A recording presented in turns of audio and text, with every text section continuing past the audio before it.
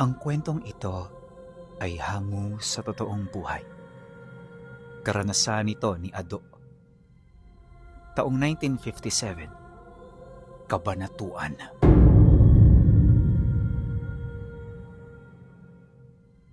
Noong mga panahong ito, nasa edad 18 anyos na si Ado. Hindi na siya noon nag-aaral, gawa ng maaga pa siyang namulat sa trabaho. Ayon sa kanya, may kaya ang pamilya niya, pero inubliga siya ng kanyang mga magulang na huminto para matulungan sila. Naniniwala kasi ang mga ito na walang kwenta ang pag-aaral. Sinusunog lang nito ang taon ng kanyang buhay at wala itong maitudulot na maganda sa kanya. Dagdag pa nito na ang kailangan niya lang doon matutunan ay kung papaano magbasa, magsulat at magbilang para hindi sila maloko sa negosyo nila. Siyempre bilang bata, inakala noon ni Ado na yun talaga ang katotohanan. Walang ano-ano, sinunod niya ang tatay niya hanggang sa nakalimutan na niya ang masayang buhay sa piling ng kanyang mga kaibigan. Dumaan ang mga taon, unti-unti na siyang namumulat sa realidad. Natanggap na rin niya ang kanyang kapalaran at kahit papaano masaya na rin siya rito. Bagaman sa baryo sila nakatira, bundok at sakahan ang pangunahing naging lugar niya. Siya kasi ang ginawang bantay ng mga katiwala nila upang masigurong hindi ito nandarambong ng mga bunga ng kopra. Mahigpit itong iniingatan ng kanyang ama, lalo pat ang bawat kopra ng nyog at iba pang mga bungang kahoy ay malaki ang naiaambag sa negosyo nila. Maliban sa sakahan, meron din silang mga tindahan at panaderya. Kaso lang, ang mga kapatid naman niyang babae ang nagmamaniobra rito. Yung kanilang mga magulang, nakatuon palagi ang oras sa pakikipag-usap sa kanilang mga parokyanong bumibili sa kanila ng bulto-bulto. Kaya naman araw-araw, literal na wala talaga silang oras sa kanilang pamilya. Minsan nga, sa loob ng isang linggo, hindi pa sila nagsasama-sama kapag kumakain sila. Mahirap ang ganoong estado, pero dahil sa nakasanayan niya ito, naging normal na para sa kanya ang lahat. Ayon kay Ado, wala siyang pakialam kung ganoon ang estado sa loob ng bahay nila. Ang importante, kumikita siya ng malaki at nabibili niya ng walang pag-aalangan ang mga bagay na tipo niya. Ganon palagi ang nasa isip niya, kaya kahit malayo sa baryo, wala siyang inaalala. Subalit sadyang mapaglaro ang tadhana.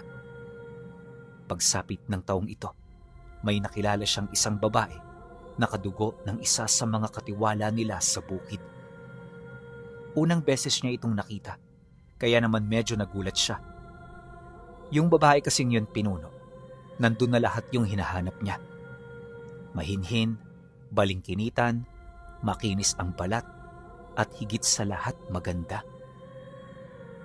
Alam niyang salat ito sa pamumuhay dahil sa estado ng kasuotan nito. Pero nung nakita niya yon, hindi niya na yun pinansin pa. Basta ang gusto niyang mangyari, makilala ang dalaga at magkausap sila. Kaya naman hanggat nasa bahay pa ito ng katiwala nila, pilit na siyang gumawa ng paraan para makabisita. At syempre, kagaya ng inaasahan, nagawa naman niya ito. Pagpasok niya sa loob ng bahay, kagad niyang tiningnan ng babae. "Magandang umaga, Manoy Atoy." "Itatanong ko lang sana kung may mga hinog na mga saging. Nagtatanong na kasi si inay." Nang marinig naman yon ng katiwala nila, kagad naman itong sumagot sa kanya. Pero hindi pa man ito tapos sa pagsasalita, napansin nito na panay ang pagtingin niya sa bisita nitong pamangkin. Kaya naman sa halip na samahan siya nito sa labas ng bahay, ito na mismo ang nagkusang magpakilala sa dalagang bisita nila. At kagaya ng inaasahan, noong araw na yon nagkakilala sila. Dito rin niya nalaman na nakatira ito sa karatig lugar. Madalang lang ito kung bumisita dahil na rin sa dami ng gawain. Kaya naman nang marinig niya ito, kagad niyang binigyan ng kung ano-ano ang dalaga. Sinikap niya na maging komportable ito sa kanya para makuha ang loob nito. Ang kaso lang, hindi ito basta-bastang nagtitiwala. Mahiyain din yon, kaya hindi nagtagal ang kanilang pag-uusap. Pag-alis naman ito, agad niya yung ipinagtanong sa kanilang katiwala. Ipinakita niya na interesado siya sa babaeng nakilala niya. Pero nung sinabi niya ito, napansin niya ang tila bang pag-aalangan ng katiwala nila. Bakit Manoy Atoy? Huwag mong sabihin sa akin na meron ng kasintahan si Marian. Wala naman, Ado. Kaso lang kasi, bata pa yung pamangking kong yun eh. Ayaw din ng kanyang mga magulang na merong lalaking lumalapit sa kanya. Nag-iisa lang yung anak, kaya baka mahirapan ka kung sakaling manliligaw ka. Pero huwag kang mag-alala, tutulungan kita. Nang marinig ni Ado ang sinabi nito, napangiti lang naman siya. Dumaan ang mga araw, kagaya ng pangako sa kanya ng katiwala, isinama siya nito sa bahay ng babaeng nakilala niya. Pagdating nila roon, kaagad naman niya itong nakitang abala sa mga ginagawa. Akmang lalapitan na sana niya ito, pero bigla siyang pinigilan ng katiwala nila. Wag na wag mong gagawin yan, Ado. Seloso ang ama ni Marian. Kaya kapag nakita kanyang lumalapit sa kanyang anak na hindi nagpapaalam, tsak na meron kang kalalagyan. Kung ako sa'yo, simulan mo na munang ligawan ng mga magulang. Kapag nakuha mo na ang basbas nila, yun, posible kang magkaroon ng pag-asa sa kanya. Dahil sa sinabi nito, hindi naman siya nagdalawang isip na sumunod. Pagpasok nila ng bahay, kaagad na sumalubong sa kanya ang napakaruming paligid.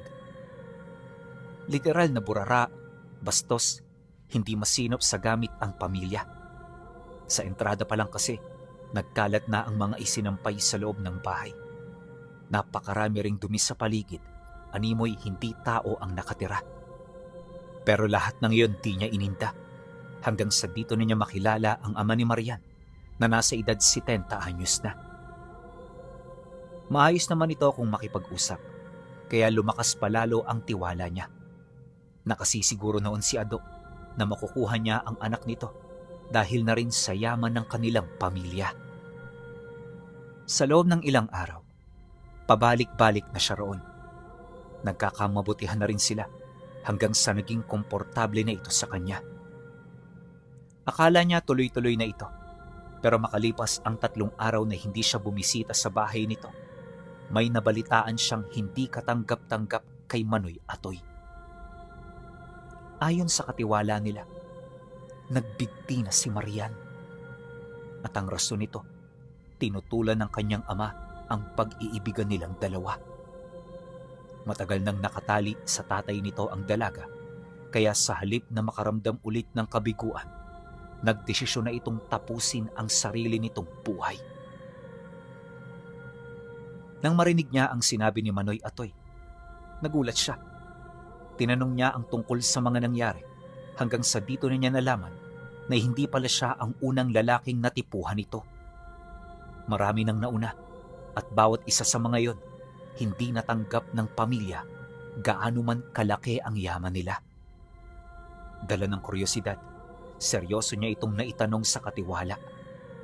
Nang marinig ito ni Manoy Atoy, medyo nag-alangan pa itong sumagot, pero dahil sa kanyang pangungulit, napilitan na rin itong magsabi ng totoo. Alam mo kasi, Ado, ang pamilya nila Marian ay hindi katulad natin. Maniwala ka man o hindi, pero totoong aswang ang mga magulang niya. Nag-iisa yung anak, kaya mahal na mahal yan ang kanyang ama. Ang problema, yung pagmamahal na yon ay nakakasakal na sa bata. Wala na itong kalayaan sa buhay at parabang umiiral ito dahil sa kagustuhan ng kanyang ama. Matagal nang ipinagtapat sa akin ni Marian na sawang-sawa na siya sa ganoong buhay. Pero dahil sa siya ang susunod nitong tagapagmana, wala itong magagawa kundi ang sumunod sa kagustuhan ng tatay niya. Dagdag pa nito na, matagal na itong kinikimkim ng bata. kaya maging siya man hindi na nagtaka pa. Akala ng katiwala nila, mauunawaan niya ang paliwanag nito, pero hindi ito nangyari. Dahil nung mabalitaan niyo ni Ado, nag-iba na ang tingin niya sa nanay ni Marian. Gustong-gusto niya itong sugurin para komprontahin, pero pilit siyang pinigilan ng katiwala nila. Ang rason nito, hindi ito magandang plano. Dagdag pa nito na, kapag gano'n ang ginawa niya, papalalain lang niya ng husto ang mga nangyayari. Posible ring madamay dito ang kanyang pamilya at mataas din ang tsansa na sumunod siya sa pamangkin nito. Huwag ka nang mangahas, Ado. Pagnanasa lang ang nararamdaman mo. Kung ako sa'yo, gawin mo na lang yung mga ipinag-uutos ng mga magulang mo. Tsaka sa yaman yung yan, hindi malabong makakita ka ng babaeng para sa'yo. Kalimutan mo na si Marian, Ado. Nang marinig naman niya ang sinabi nito, sadyang hindi ito maalis-alis sa isipan niya. Kaya dumaan ang mga araw, palihim siyang pumunta sa bahay ng dalaga. Nakiramay siya at nakausap niya ang magulang nito. Nung magkausap silang dalawa, wala naman siyang napansing kakaiba. Maamo at marespeto yon, kaya hindi siya nag-akala ng kahit na ano. Ngunit pagkatapos ng libing, dito na dahan-dahang nagbago ang sitwasyon. Isang gabi, habang payapang nagpapahinga si Ado, bigla siyang napabalikwas sa higaan dahil sa mga narinig niyang ingay sa labas. May mga napansin na rin siyang yapak sa loob ng tirahan niya, kaya kaagad na sumagi sa kanya na may mga magnanakaw na nakapasok. Walang sabi-sabi, kaagad niyang kinuha ang armas na ibinili ng tatay niya. Pagkasa niya rito, marahan siyang naglakad hanggang sa makadungaw na siya sa pasilyo. Ngunit pagsilay niya roon, wala naman siyang nakita. Tumahimik din ang paligid na parabang guni-guni lang niya ang lahat. Ang kaso lang, nung akmang babalik na siya, may nakita siyang nilalang na gumapang sa pader ng bahay. Mahaba ang katawan nito, tapos kawangis na kawangis yon ng tao. Hindi niya ito kagad naaaninag, gawa nga ng malayo rito ang lamparang ginagamit niya hanggang umaga. Ngunit nang masipat niya ang bagay na yon, isa lang ang sumagi sa isip niya, at yon ay hindi ito pangkaraniwan. Dala ng matinding takot, kagad niya itong pinaputukan, ngunit hindi siya tumama. Malikse ang nilalang, kaya bago pa man ito maabutan ng bala, nakasuot na ito sa butas na halos kasing laki lang ng kamao. Nung mawala ito, narinig niya itong kumalampag mula sa labas ng bahay. Ramdam na ramdam din niyang umaaligid ito, kaya naman kagad siyang lumabas para salubungin ang nilalang. At habang ginagawa niya ito, dito niya na paulit-ulit na tinawag ang mga katiwala nila. Sigurado siya na maririnig siya ng mga ito, lalo pat ilang metro lang naman ang agwat ng bahay nila. Pero ilang minuto na ang lumipas, tila bang wala pa ring duminig ng daing niya. Hindi niya mawari kung tulog na tulog ba ang mga ito, nagbibingi-bingihan, o sadyang hindi lang talaga siya nito marinig. Dala ng takot, muli siyang sumigaw sa pagbabaka sakaling makakakuha na siya ng tulong. Pero ganun uli ang nangyari, at habang tumatagal ito, mas lalo lang ding tumitindi ang kabang nararamdaman niya. Hindi na niya alam ang gagawin, kaya dala ng desperasyon, nagdesisyon siyang labanan ang nilalang na yon. Naisip niya na para makaligtas, kinakailangan niya itong maunahan. Kumpiyansa rin siya noon dahil ang buong akala niya nasa labas pa ang nilalang. Pero hindi niya alam, kanina pa ito nakabalik sa loob ng bahay. At nang akmang bubuksan niya na ang pinto, bigla siya nitong sinunggaban mula sa itaas. Nasorpresa si Ado sa pag-atake ng nilalang, dahilan para mabitawan niya ang armas niya. Pagbagsak niya sa sahig, kagad silang nagpang-abot. Paulit-ulit niya itong tinadyakan at pinagsususuntok, pero hindi man lang ito tumatalab. Ilang segundo pa ang lumipas. Biglang binali ng nilalang na yon ang kaliwa niyang balikat. Sinagpangan din siya nito sa may bandang hita hanggang sa maligo na siya sa sarili niyang dugo. Maya-maya pa, dito niya na naramdaman ang pagsipsip nito sa dugo niya. Ayon sa kanya, na ang pakiramdam niya noon parang may kung anong tubong humihigop dito. Mabilis niya itong ikinahina hanggang sa akalain niyang yun na ang katapusan niya. Subalit bago pa man siya mawala ng malay, narinig niya sila Manoy Atoy na tawag ng tawag sa labas ng bahay. Puwersahan na rin itong binuksan ng pinto, kaya wala nang nagawa ang nilalang kundi ang tumakas. At nang mabuksan na nila ito, bumungad sa kanila si Ado na ubod na ng putla. Hindi na rin ito nakakakilos pa, kaya naman dali-dali nila itong nilapitan. At habang sinusugod siya sa pagamutan, paulit-ulit siya nitong kinausap para lamang hindi makatulog. Mabuti na lang talaga pagdating nila sa pagamutan, may nagpresentang magbigay ng dugo sa kanya. Yon ang nagligtas sa buhay niya hanggang gumaling na siya. Matapos nun, nalaman na rin ng mga magulang niya ang nangyari. Kinabukasan, ipinahanap nito ang nilalang na nagtangka sa kanya. Marami itong taong binayaran pero hindi nila ito nahagilap. Ayon sa kanilang mga inutusan, hindi ordinaryong nilalang ang kanyang nakalaban. Dagdag pa ng mga ito na, base sa kanyang mga inilarawan, walang duda na aswang ang nakatagpo niya. Ang nakakapagtaka lang, bakit naman siya nito pagkakainteresan? Dalawa lang din ang nakita nilang motibo sa pag-atake. Una, posibleng may kasalanan siya. At ikalawa, may matinding galit ito sa kanya. Kaya naman habang maaga pa, tinanong na siya ng kanyang ama patungkol dito. Ang problema, wala naman siyang nasabi gawa ng maging siya man wala ring ideya kung bakit ito nangyari. Nang mapagtanto ito ng tatay niya, nagtanong-tanong ito sa kanilang mga katiwala hanggang sa marinig nito ang kwento ni Manoy Atoy. Ayaw sanang magsalita ng taong yun pero dahil sa pamimilit, napilitan itong ipagkanulo ang sarili nitong kadugo sa pangakong hindi naman yun sasakta ng kanilang pamilya. Ngunit nang marinig ito ng tatay niya, hindi ganon ang nangyari. Dala ng galit, hindi nito sinunod ang pangako nito kay Manoy Atoy. Ora mismo nagpadala ito ng mga mersenaryo sa pamamahay nito para paslangin ang lahat ng miyembro ng kanilang pamilya. Ang kaso lang, yung mga mersenaryong yon naglaho na parang bula. Pagkaraan ng gabi ng pagsalakay nito, naalarma ang kanyang ama, kaya nagdesisyon itong pumunta sa lugar na pinagtitirhan ng mga magulang ni Marian. Kasama pa ang iba nilang mga tauhan, kagad nila itong kinumpronta upang sisihin sa pagkawala ng mga tauhan niya. Subalit nang makausap nila ito, wala man lang silang naramdamang takot at pagkabahala mula rito. Buong tapang sila nitong kinaharap at hindi ito nagdalawang isip na makipagsagutan sa kanila.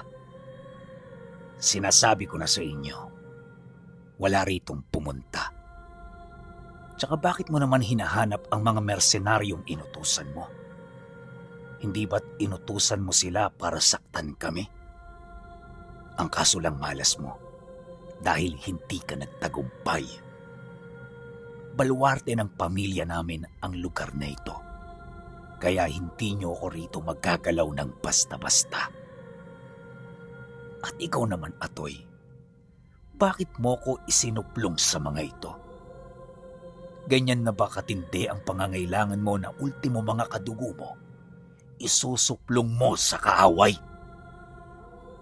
Hindi ka na dapat nangyalam dahil alam mo kung anong magiging konsekwensya ng lahat ng ginawa mo. Nang marinig ito ni Manoy Atoy, nagulat ang lahat sa ikinilos nito. Walang sabi-sabi, bigla itong lumuhod at nagmakaawa sa kanyang kadugo. Kaagad din itong iniwan ng hanay ng tatay niya na parabang labis itong nababahala para sa kaligtasan ng kanilang pamilya. Paglapit nito sa ama ni Marian, bigla nitong hinalikan ng talampakan nito habang umiiyak. Para rin itong naging aso na animoy handang gawin ang lahat mapatawad lang. Dahil sa kanilang mga nakita, hindi na nila yun pinagtuunan pa ng pansin. At sa halip na manatili sa lugar at makigulo, nagdesisyon ang kanyang ama na umuwi na lang. Ngunit ang kanilang pag-atras ay hindi nangangahulugan ng pagkatalo. Dahil sa isip-isip nito, babalik yun kinagabihan para paslangin at ubusin ang pamilya ng kanilang mga kalaban. Subalit ang hindi nito alam, mas matindi ang gante ng pamilya nito. Sumapit ang gabi. Nakalis na ang mga tauhan nila. Bali ang natira sa bahay, si Atoy, ang kanyang 3 kapatid na babae at ang mga magulang niya. Di kalayuan sa bahay nila, may mga kubo ng kanilang mga tauhan. Yung iba sa mga ito, magdamaga ng nagbabantay dahil sa mga bantang nakuha nila mula sa pamilya ng babaeng minsan niyang natipuhan. Paglalim ng gabi, payapa na noong nagpapahinga ang kanilang pamilya. Wala silang narinig na kahit na ano hanggang sa bigla na lamang sumigaw ang tatay niya. At sa isang iglap, nagkagulo sa loob ng bahay. Nang magising si Ado, dali-dali siyang lumabas hanggang sa dito na niya nakita ang ama ni Marian na nakatayo sa harapan ng kanyang ama. At sa puntong yon, malayong malayo na ito sa itsura nung una niya itong nakita. Paglalarawan niya rito, biglang lumaki ang katawan nito. Pumutla rin ang balat, tapos nagkaroon ito ng mga pakpak. Para na rin yung bungi kung titingnan dahil sa malaking hiwa nito mula sa gitna ng baba patungo sa noo. May nanlilisik at mapupula na rin itong mga mata na kapag tumitingin sa kanya, naninigas ang buong katawan niya. Ilang segundo pa ang lumipas, bigla nitong sinakmal ang ulo ng tatay niya. At nung malulo na ito ng nilalang, kagad niya itong kinagat hanggang sa mapugutan na ito ng ulo. Pagkatapos, kaswal nitong nilulon ang ulo ng ama ni Ado bago ito dahan-dahang naglakad papalapit sa kanya. Nang masipat niya ito, sinubukan niya yung takasan pero pilit na tumutol dito ang kanyang katawan. Kalaunan, dito na siya nito naabutan. At nung mahawakan siya ng nilalang, kagad niyang naramdaman ng matinding sakit na dulot ng pagbaon ng mga kuko nito sa kanyang balat. Sigaw siya ng sigaw noon pero walang nakarinig sa kanyang pagtawag. Maya-maya pa, dinarag siya papalayo ng nilalang. Paglabas nila ng bahay, nakita na lamang niya na lumilipad na sila papalayo. Hindi nagtagal, nang lumapag na ito, nakita niya ang luma nitong bahay. Bigla na rin yung nagpalit anyo hanggang sa akay na siya nito papaloob. At mula roon, pinaupo siya nito at kinompronta ng pamilya. Ayon sa ama ni Marian, hindi sana lalala ang sitwasyon kung hindi siya inatake ng kanyang mga magulang. Ang ginawa nitong pagtangka sa buhay niya ay nangangahulugan ng kamatayan para sa kanilang lahat. Nabanggit din ito na simple lang ang rason kung bakit siya nito binuhay at yon ay ang kagustuhan nitong ibigay niya mismo ang sakahan kay Manoy Atoy. Nang marinig naman ni Ado ang sinabi nito, hindi na siya tumutol. Ramdam niya kasing nanghihina na siya at anumang oras ikakamatay na niya ang sugat na iniinda niya. Pagkarinig naman ito sa kanyang sinabi, bigla itong ngumisi kasabay ng kalmado nitong pag-upo sa kanyang harapan. Bahagya sila nitong nagkausap bago siya nito ikulong sa isang maliit na kulungan sa ilalim ng papag. Nagtagal siya rito ng 3 araw bago siya nito pakawalan. Pag-uwi ni Ado, agad naman niyang hinanap ang katiwala nilang si Manoy Atoy. Doon pa rin naman yung nakatira pero ayaw na nitong makialam sa kanilang problema. Basta ang payo nito sa kanya, kung gusto niyang mabuhay, humingi siya ng tulong sa albularyo. Pagtatapat pa nito na, pinaglalaroan sila ng kadugo nito, kaya magpahanggang sa oras na yon, hindi pa rin siya pumapanaw. Mariing din itong inilahad na may mas titindi pa sa kasalukuyan nilang pinagdadaanan. Nang marinig naman ni Ado ang sinabi nito, wala siyang ibang naramdaman kundi matinding takot at pagkabahala. Bagaman nanghihina dahil sa ilang araw na pagkakakulong, agad siyang naghanap ng albularyo na pwede nilang lapitan. Mabuti na lang may mga nakapagturo, kaya agad niya itong nahingian ng tulong. Pagdating niya rito, nakita ng albularyo ang bigat ng kanyang problema. Isipin niyo, lamay noon ang kanyang ama pero iba ang inaatupag niya. Dahil sa kanyang sitwasyon, kung kaya't hindi ito nag-alangan na tumulong. Pagbalik nila ng bahay, kagad niya itong ipinalam sa kanyang ina. Ayon kay Ado, na sa mga sandaling yon, pamilya pa lang nila ang nakakaalam ng tunay na sitwasyon. Hanggat maaari kasi, hindi nila ito ipinagsabi sa kung kani-kanino dahil na rin sa babala ng nilalang na nakalaban nila.